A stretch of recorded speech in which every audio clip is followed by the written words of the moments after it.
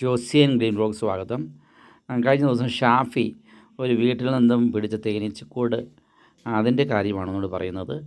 അത് നന്നായിട്ട് വർക്ക് ചെയ്യുന്നുണ്ട്. ഒരു ചെറിയ മാൻഡിലായിട്ട് പിടിപ്പിച്ചു, ഒരു ചെറിയ അടയോട് പിടിപ്പിച്ചു. അപ്പോൾ അതിനെ സഹായിക്കാൻ വേണ്ടി വേറെ അടയോട് നമ്മൾ അതിൻ്റെ അകത്തോട്ട് ഇട്ട് കൊടുത്തു.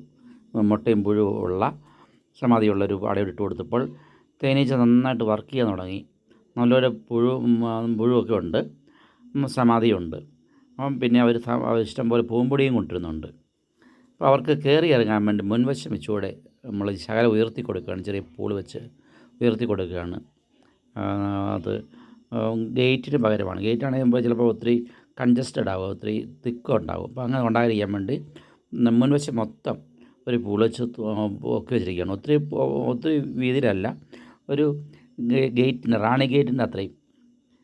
ഒരു ഈച്ചയ്ക്ക് കയറിപ്പോകാം, പക്ഷേ റാണിക്ക് ഇറങ്ങിപ്പോകാൻ പറ്റത്തില്ല. ആ രീതിയിലാണ് ഇവിടെ പൊക്കി വെച്ചിരിക്കുന്നത്. അങ്ങനെ പൊക്കി വെച്ചാൽ ഈച്ചകൾ നന്നായിട്ട് കയറി ഇറങ്ങുകയും പൂമ്പൊടി കൊണ്ടുവരികയും ചെയ്യുന്നുണ്ട്. ഇനി പോകാനുള്ള ചാൻസ് ഒന്നുമില്ല. 90% വർക്ക് ചെയ്യും. ഇങ്ങനെ വെച്ചാൽ മതി.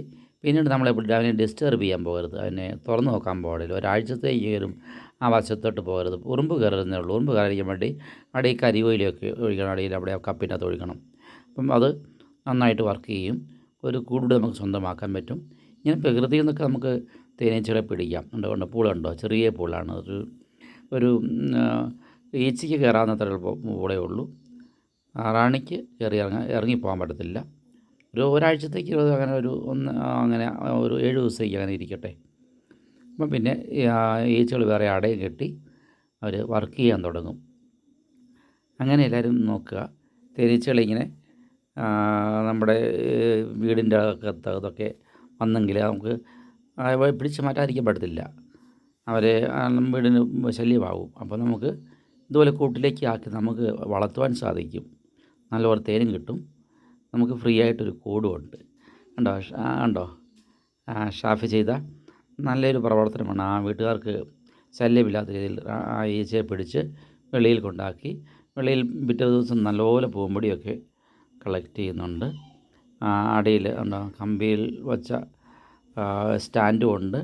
അതുപോലെ അതിൻ്റെ അടിയിൽ കപ്പിൽ ഈ കരിയോയിൽ വെച്ചിട്ടുണ്ട്. അപ്പോൾ പിന്നെ ഉറുമ്പ് കയറത്തില്ല. ഉറുമ്പ് കയറാതിരുന്നാൽ മതി.